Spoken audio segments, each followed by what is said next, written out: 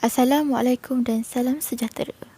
Di sini kami ingin mengulaskan tentang pekerja profesion atau penjawat profesion yang menghantar atau meninggalkan ibu bapa mereka di sebuah tempat seperti pusat jagaan orang tua atau sebagainya. Zaman sekarang ni ramai sangat pekerja-pekerja, tak kisahlah dari pihak atasan ataupun pihak bawahan, dari pekerja yang tinggi atau pekerja yang rendah, meninggalkan ibu bapa mereka di pusat jagaan orang tua kerana tidak mampu menjaga ibu bapa mereka. Sedangkan kita ada banyak inisiatif lain untuk menjaga ibu bapa kita, seperti mengupah orang gaji atau mengupah penjaga untuk menjaga ibu bapa kita di rumah semasa kita bekerja. Ada yang biarkan ibu bapa mereka pergi ke mana-mana, tak jaga betul-betul. Jadi kami di sini mengambil Rumah Jagaan Seri Kenangan Taiping sebagai sumber maklumat kami untuk mengetahui sebab-sebab penjawat profesion atau pekerja-pekerja yang menghantar ibu bapa mereka ke tempat-tempat yang begini. Mari kita dengarkan ulasan daripada Encik Syukri, penyelia Pusat Jagaan Seri Kenangan Taiping.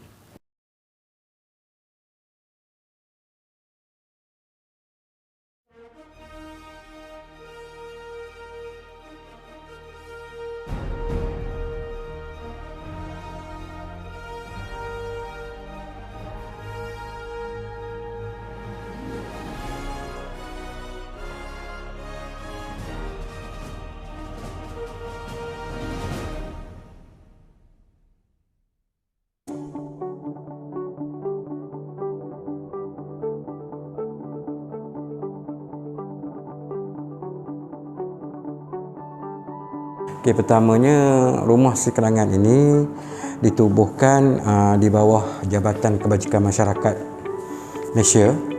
Sebelum ini beliau di bawah Pentadbiran Hospital, yang mana nama sebelum tu ialah Lee Wah Hospital. Kemudian masa itu mana penghuni yang terlibat adalah penghuni berbangsa Cina bekas pelombong berjitimah, yang mana tak sempat balik ke negara asal mereka, ditempatkan di Yi Wah Hospital, Taiping. Ketika itu pada tahun 1948, tak salah saya lebih kurang lah. Kemudian diserahkan kepada Jabatan Kebajikan Masyarakat pada tahun 1980-an. Dikenali dengan nama Rumah Seri Kenangan Taiping.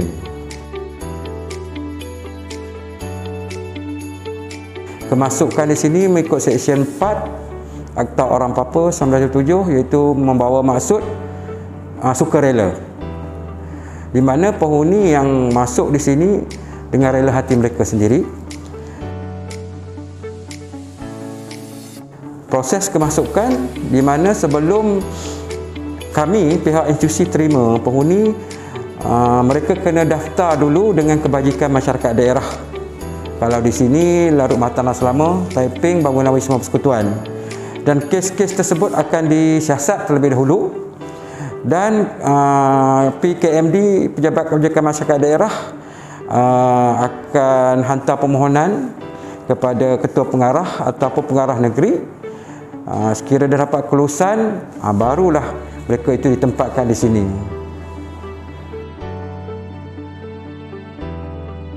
Jadi saya rasa satu tujuan yang kita buat adalah untuk memberi dari segi jagaan dan perlindungan kepada di mana warga emas yang di luar yang tiada waris, yang mana yang tak pernah berkahwin, yang berkahwin suami meninggal tak ada anak, ataupun yang bercerai tiada anak, lelaki perempuan. Mungkin ke situ lebih, sebab memandangkan bahawa mereka yang tak ada anak ini, yang tak ada anak, yang tak ada siapa nak jaga, sesuai dah diletakkan di sini.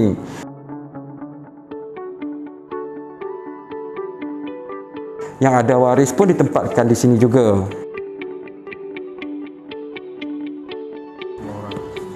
Okey, sepanjang tempoh perkhidmatan saya 24 tahun, saya pernah bekerja di Rumah Seri Kenangan Ulu Kinta, Ipoh, dan saya pernah bekerja di sinilah, Rumah Seri Kenangan Taiping. Jadi saya lebih banyak kepada pengalaman institusi warga emas.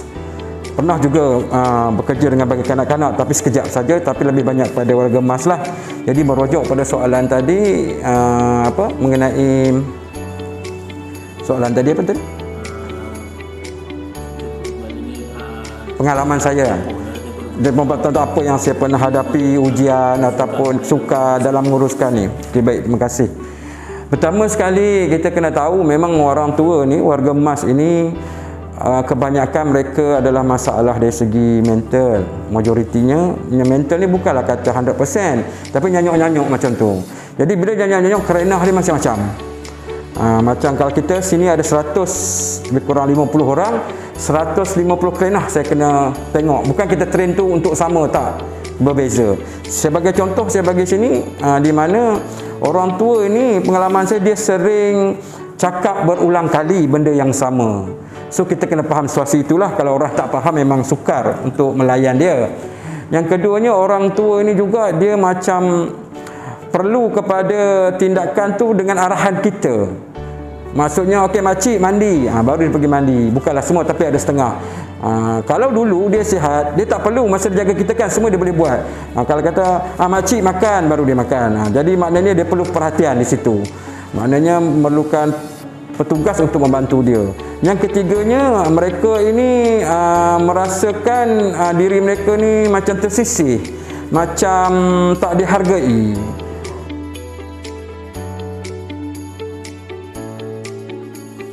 Ini mungkin salah satu kalau kita lihat dari segi masalah sesebuah keluarga ataupun kengkangan yang mereka hadapi, di mana majoritinya anak-anak mereka ni bekerja dan tinggal berjauhan dengan keluarga. Itu salah satu faktor. Yang kedua, yang paling penting sekali bagi saya lah, sikap tanggungjawab anak itu tersebut pada keluarga, pada parents.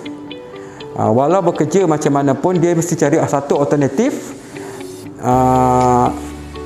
menguruskan warga emas ini, ayah dan mak ni, sama ada dia orang cari orang gaji ataupun penjaga yang khas untuk ibu dan bapa mereka dan dibayar.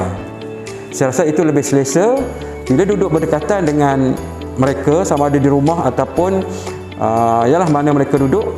Salah satunya di mana ayah dan ibu mereka ni tak rasa macam mereka disisih, tak rasa macam mereka ini terbuang. Sebabnya walaupun anak sibuk bekerja, tapi dia tetap bagi satu orang untuk membantu mengurus. Tapi bila dia balik kerja, dia tetap still dengan mak dan ayah dia. Jadi di sini kita nampak keharmonian sebuah kekeluargaan itu perlu diadakan sedemikianlah. Perkara dia orang menangis, berkongsi pengalaman dia orang di luar, bercerita pada kami di sini, memang biasalah benda-benda macam tu. Sebab kita tahu ya, bila warga emas ini meningkat usia 60 ke atas, mereka perlukan orang sentiasa berada dengan mereka. Tak kira di mana berada, ini pandangan saya. Jadi bila diletakkan sini, yang mana ada anak, saya fikir yang ada anak, dia merasakan anak dia buang. Dia rasa anak tak suka. Sedangkan ada pernah yang mengadu pada saya, makcik bela dia dari kecil sampai besar, sampai dia jadi cikgu contoh, tapi sampai hati anak makcik hantar makcik kat sini.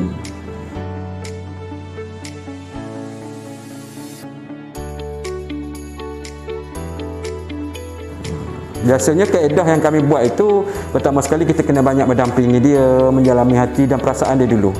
Sekiranya ada isu-isu yang agresif, kita akan refer pada kaunselor. Kita ada kaunselor, kita panggil, akan kita diorangkan kaunseling lah. Okay. Pada pandangan saya dan pendapat saya, sepatutnya sebenarnya tak terjadi. Sebab dia kena ingat ya, tanpa ibu dan bapa, siapalah kita pada hari ini. Yang kedua, bila mak bapak kita dah tua, dah berusia, tanggungjawab siapa? Yang penting kita balik tanggungjawab. Dia kena ingat tanggungjawab. Dulu mak dan ayah kita bertanggungjawab jaga kita waktu kecil sehingga kita dewasa dan kita dapat kerjaya yang baik. Tapi bila dah usia mak meningkat, kita tak boleh buat macam mana mak kita buat kita. Itu konsep yang salah. Sepatutnya dia kena fikirkan bahawa ini masa aku untuk jaga mak dan ayah aku. Jadi pandangan saya, kalau kata di segi yang ada kerjaya ni, saya rasa tak sepatutnya berlaku. Sebab apa saya kata tak sepatut berlaku? Dia ada kerjaya, dia ada duit, dia boleh upah orang jaga, duduk je kat rumah dia. Sebab kita kena ingat satu ya, Kita jangan fikir kita malu dengan masyarakat kerana mak orang tua, mak kita yang tua, ayah yang tua ada dengan kita, tapi kita fikir dosa kita dengan Allah. Tapi berapa ramai orang fikir begitu? Ada, tapi tak ramai, persen dia rendah. Sekarang apa yang saya dapat nampak pada pandangan saya, orang-orang yang ada kerjaya, yang educated ini, dia memikirkan dari segi personality dia, dari segi pandangan masyarakat. Kalau aku dia mak tua, jaga orang tua, ayah tua, dia ada kerjaya, apa orang kata dekat aku, dia malu. Ada juga yang macam tu. Jadi saya tak perlu. Sebab apa? Kalau kau jaga baik mak ayah kau, insya-Allah baik Allah akan bagi. Islam dah kata begitu. Itu dari segi sudut saya pandangan Islam lah. Tapi dari segi perkisaran kita pula, tanggungjawab ni tadi. Kalau mak boleh kita, ayah boleh bela kita, mak boleh bela kita sampai kita dah dapat satu kerja yang baik, kenapa kita tak boleh? Why not?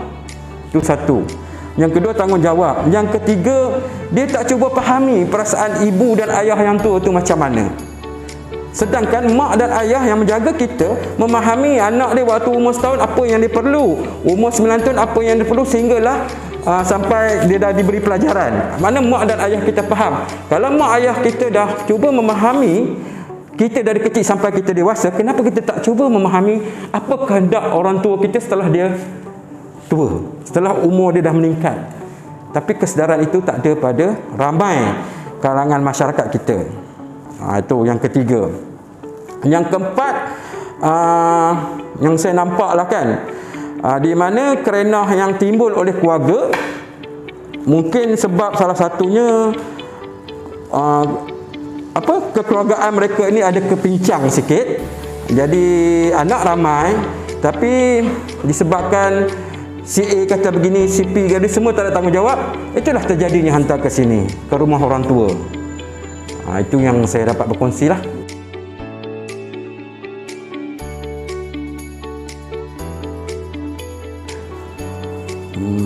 Merujuk pada soalan yang tuan tanya tu, memang ada.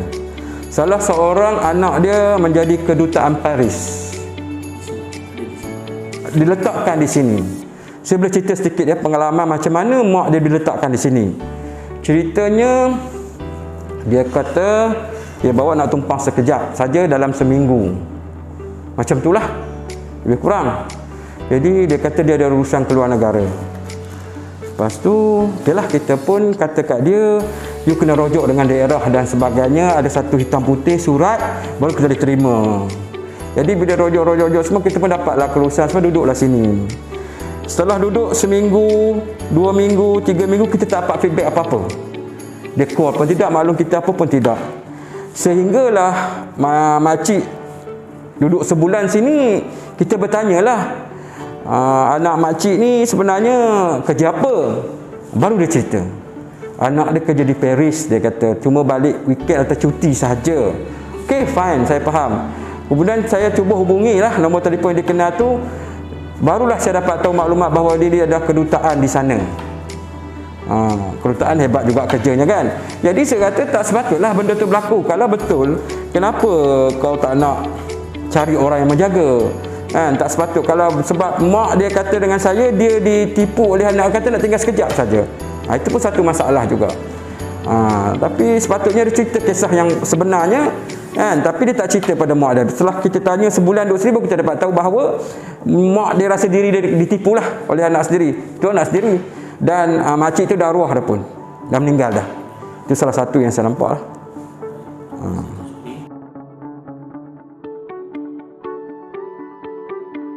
Pertama sekali, pada pandangan saya ataupun cadangan saya, kita tahu ya, banyak anak-anak ni yang bekerja besar, berpangkat besar. Saya rasa setiap jabatan kerajaan perlukan ada satu slot, ceramah ke apa tak kisah, untuk menyadari mereka ini bahawa pentingnya orang tua terhadap tanggungjawab anak. Itu cadangan saya. Setiap jabatan kena buat. Mana kena buat ni maksudnya bukan kata buat waktu perlu, benda tu kena berterusan. Okey? Bukanlah kata benda tu satu bagi isu atau masalah, bagi saya tak. Sebab kena ada lah, saya rasa. Sebab apa? Kalau tak ada, sampai bila kesedaran tak ada?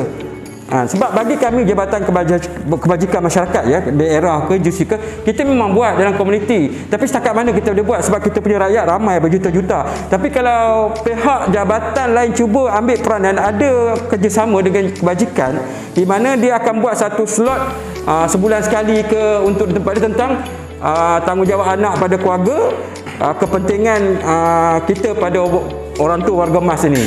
Saya rasa itu salah satu cadangan yang baiklah bagi saya.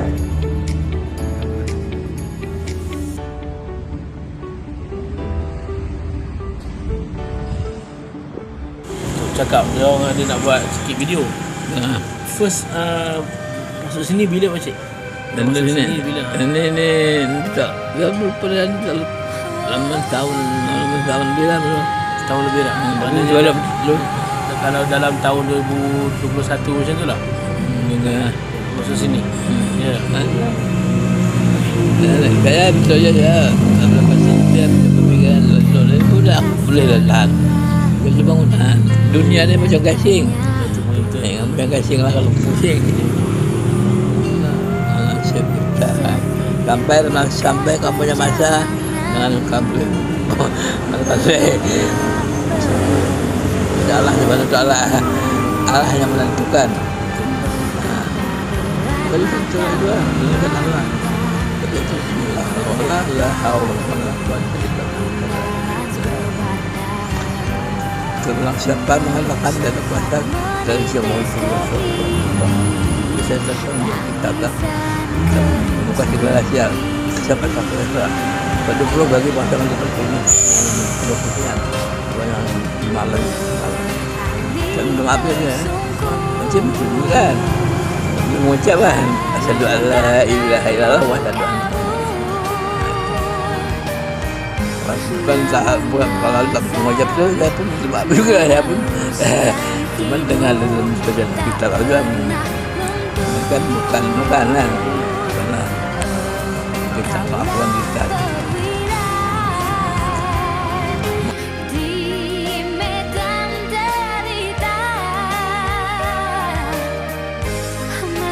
Pakcik first tugas ni bila masuk? Saya masuk direct ada. Saya masuk hospital. Saya masuk hospital cedera punya pasal. Lepas itu dia tanya saya ada keluarga tak ada keluarga. Saya kata ada keluarga tapi tak ada hubungan pasal surat cerai. Dan kakak adik semua dari kecil-kecil surat tamu kawan dia sudah keluar lah. Pasal saya punya bapa dengan saya punya adik kakak semua anak ngam dia sudah kahwin, dia sudah tinggal kita lah. Tak ada hubungan apa-apa. Sekarang kakak yang pertamanya sudah meninggal, dia staff nurse KL-nya dia sudah tinggal.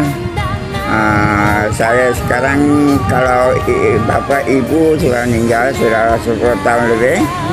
Saya masuk sini ikut hospital Kampa sini tahun 2001 bulan 10. Sudah lama dah. Dia kata temporary 1 bulan. Yang bantuannya adalah hantar sini, dia kata kasih baik luka 1 bulan hantar sini. Tapi dia kata temporary sampai sekarang temporary dia terus 1 tahun. Saya marah-marah pasal saya ada rumah sendiri. Saya sendirinya sendiri hidupnya. Tapi saya kasih alasan pun dia orang tak mau terima. Dia